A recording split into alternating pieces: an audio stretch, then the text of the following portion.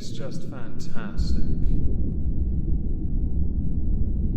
Captain's log, subdates 21-1204.5. Irate Alex gave the tub of Vaseline to Arcata because Arcata hurt his penis going in the Tenga egg dry. I can't be the only person that thinks he missed a trick here, and he should have put chili in that tub to teach Arcata a lesson. Welcome everyone to This Week at Twitter. Well, I'm not re-recording that. Or twat. Don't you just love it when you're really getting into your recording and you have a dry cough?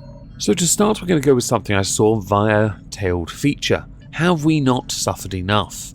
This is because of YouGov. The BBC, and I should insert it now, defund the BBC, has announced 2 Mrs. Brown's Boys specials for Christmas this year.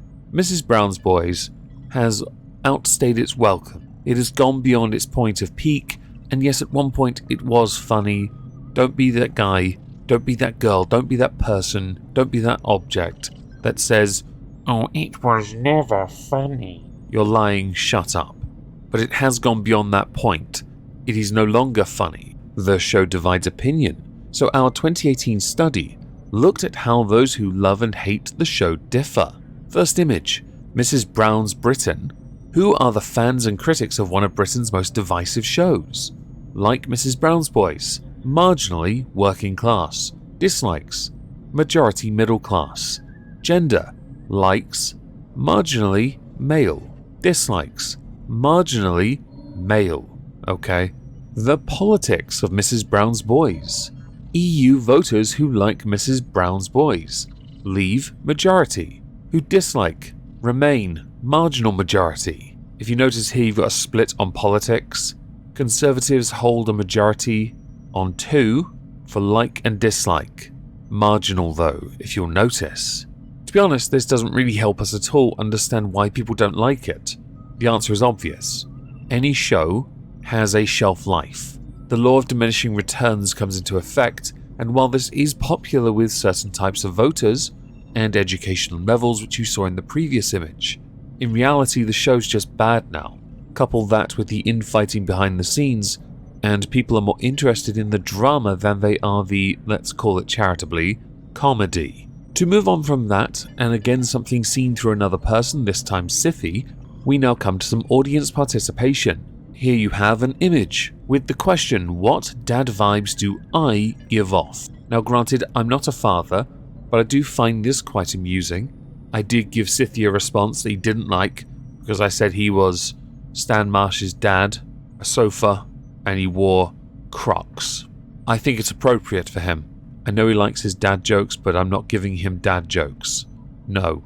Ignoring Scythia for a moment, do let me know in the comments which ones of these you think is applicable to me. To move on from this, we're going to go to Rachel Ramirez. Dollar Tree will soon be $1.25 tree. The company announced it will raise prices from $1 to $1.25 on the majority of its products by the first quarter of 2022. This is because of simple supply and demand, really. Dollar Tree, for those in the United Kingdom, is the equivalent of Poundland. Everything in there is $1. Like Poundland, everything is £1. But like Dollar Tree, not everything is £1 anymore. There are many items that are up to £5 or £10 because they found a way around it. Or if you catch them after Christmas, the novelty loo roll, the £1 bog roll, will cost about 25 pence. They get really confused when they have to give you change, and it's not a £1 coin, because they rarely touch the silver. My favourite response to all of this was from the Iron Sheik, and I'm just going to read it straight. Fuck the Dollar Tree, you no good son of a bitch. I love the Iron Sheik on Twitter. He calls everyone a jabroni. To move on from that, I want to talk about this tweet, and this is called, quotations, social justice. Single mother owned, please show mercy, this is all I have. Signs like this exist because many independent businesses have become collateral damage for those who'd like to cause a stir. Now yes, many have insurance, but they can't realistically afford to be shut for a day. A day could kill a business. I do like the sign that says closed, come in. That's amusing. Of course, we should all point at it and laugh. The overarching message is, if you have a gripe, annihilating smaller businesses, destroying people's homes, is not how you accomplish results. And while we're in this idea of protecting oneself, I did thoroughly enjoy this tweet. If every black person went and bought an AR-15 tomorrow, they'd be banned by the end of the week. Reply, you're a smart-ass Carl.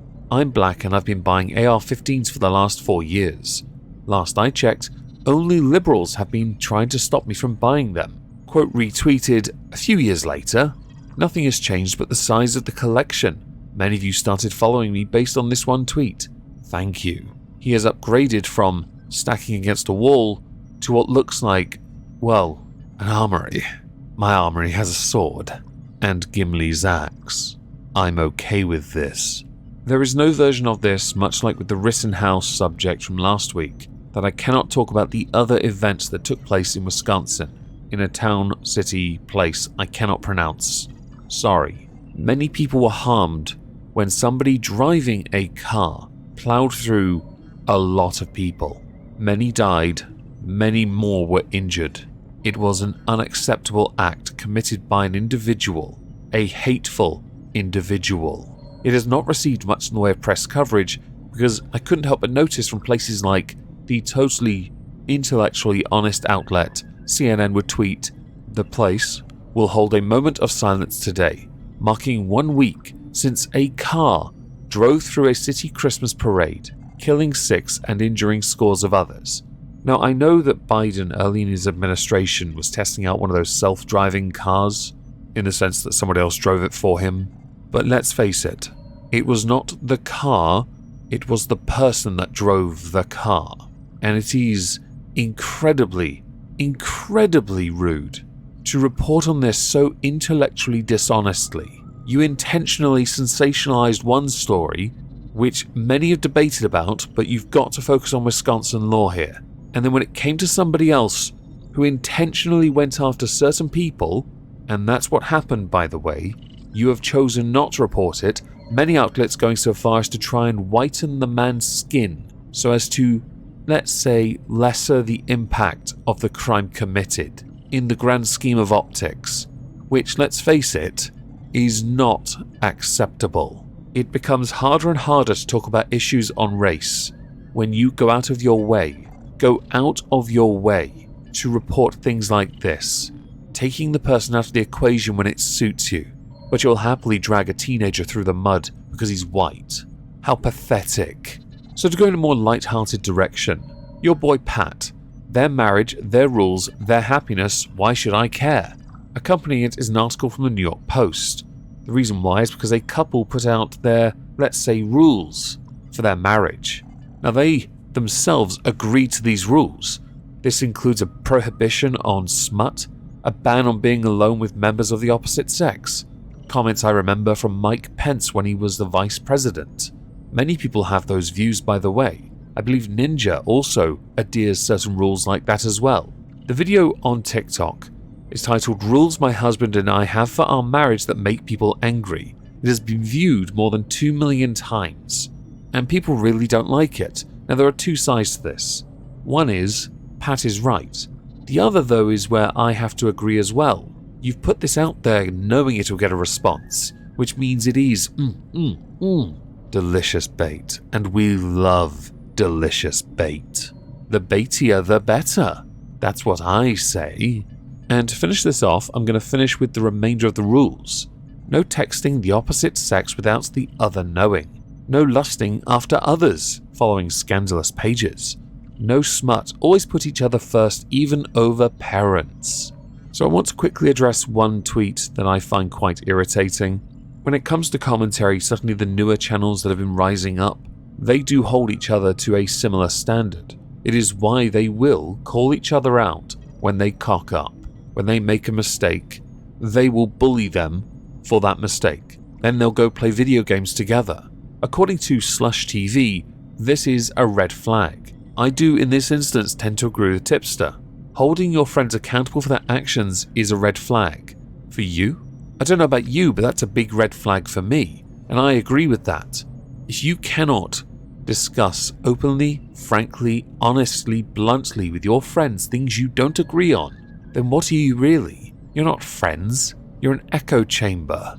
And while I fully can understand and appreciate wanting to have as much in common with your friends as possible to avoid arguments, If anything, that becomes a breeding ground for anger later on, because then you don't know where the lines are. So when you eventually do cross the line, whether intentional or not, it's going to be much worse further down the line than it is in the moment earlier on. I could be wrong though. I only have like 5 friends, and 4 of them are Tenga eggs that I just called Clancy 1, Clancy 2, Clancy 3, and Phil.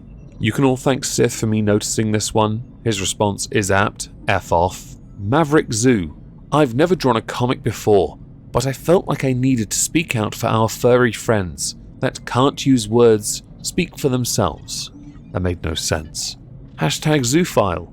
Hashtag Zoosexual. Hashtag Zoopride. Ring, ring, ring. RSPCA. Yes. We've got one, boys. I really don't understand why at this point you tryhards are still at it on Twitter, trying desperately to gain that clout attention and then getting ratioed beyond belief. Look at the quote retweets. Do you really believe anyone, beyond the, well, all the sock accounts no doubt that you have liking your own tweets, are going to take you remotely seriously in any sense of accepting you within modern culture society at large, when really you are nothing more than some fat prick on a computer that desperately wants to Roger a member of the animal kingdom that is not human? Get help for your issues before your issues get you locked up. Remember that thing where I said I wanted parity of esteem with animal crimes? People like you are why I want this. So next we're going to move on to 2 tweets from 2 people who I might be pose, might be baiting. Let's find out. From somebody whose name I can't pronounce. Abolish white people. And because they've said keep all the Irish except for Glinna, I think this might be true. Not a Poe in the sense, that. Next, Bishop Talbot Swan. Dear white men, you have, that word, another one, enslaved, brutalized, and dehumanized black people for centuries. No one gives a hamburger about y'all whining over tweets you don't like and calling it racism against you. You soft punks wouldn't last one day in black skin.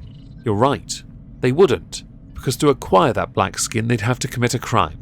No doubt they'd be caught within less than 24 hours.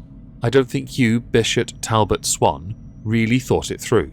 Also, if a white person then decided to do the other thing of perhaps tattooing their skin black, or using henna and soaking their body in it, they'd be accused of cultural appropriation, and depending on where they are in the world, they'd probably suffer a full-blown case of the deadsies. I guess while we're in the ballpark of people complaining about, let's say, groups, Darkwing Doug. The UK is the most evil civilization in humans' history. It spawned Australia, South Africa, the United States, Canada, New Zealand, settler colonies, extracted millions of dollars of value from Indian wealth, and were responsible for the early deaths of an estimated 1.8 billion during their rule, fought 2 wars to be drug dealers in China, massacred Beijing during the Boxer Rebellion, took over Hong Kong, made Hong Kong Gen Z kids a bunch of white-worshipping, boots-licking bishes, controlled the lives of 24% of the global population while being less than 1% of the total, created the Israel-Palestine conflict, which cascaded into all the problems in the Middle East since 1945. Treaty of Versailles gutted Germany, giving the pretext for Hitler's rise, has some of the worst food in the world, despite having appropriated the entire world, having terrible teeth, driving on the wrong side of the road, Harry Potter, trying to push xenophobia, the fear of Chinese takeover of the entire planet, when we should be teaching Anglophobia since they actually tried it once. Appropriated tea so much people think they came up with it. I can't be the only person that thinks there's a lot of revisionist history in this. And your, views on Hong Kong? Fascinating. But we can all agree on Harry Potter. We can all agree on that. Even if on my desk there is in fact a Voldemort wand. Yup. So much like the incident happening over in Wisconsin, there is no version of this Twitter video, this twat, where I can't talk about 2 things from Twitter. From Twitter safety first though. Sharing images is an important part of folks' experiences on Twitter. People should have a choice in determining whether or not a photo is shared publicly. To that end, we are expanding the scope of our private information policy, PIP. Beginning today, we will not allow the sharing of private media, such as images or videos of private individuals without their consent. Publishing people's private info is also prohibited under the policy. as is threatening or incentivizing others to do so. Don't you just love alliteration? It really doesn't screw me up and force me to re-record this several times. I like how you got ratioed beyond mention on this one as well. So on to the main event. Jack Dorsey, co-creator and CEO of Twitter, has stepped down, and he announced this on his Twitter by putting out a picture of the email he sent to Twitter, tweeting out, "I'm not sure anyone has heard, but I resigned from Twitter." I mean, it got a lot of likes. Understandably, really. Goodbye. I decided to leave the image of the email on the screen. By all means, pause the video if you desperately want to read his nonsense. Fun fact, he's been replaced by somebody who is actively and very vocally against the First Amendment. He is anti-free speech. That's interesting. Anyway, as we're done, I'd like to know what you all think, so please do let me know in the comments down below. As a final thing, there's an Amberlin Reid 2021 review at 9 PM tonight. I'm also hosting a political recap stream at 9:30, 9:45, 9:45 on the Moist Ski Live channel.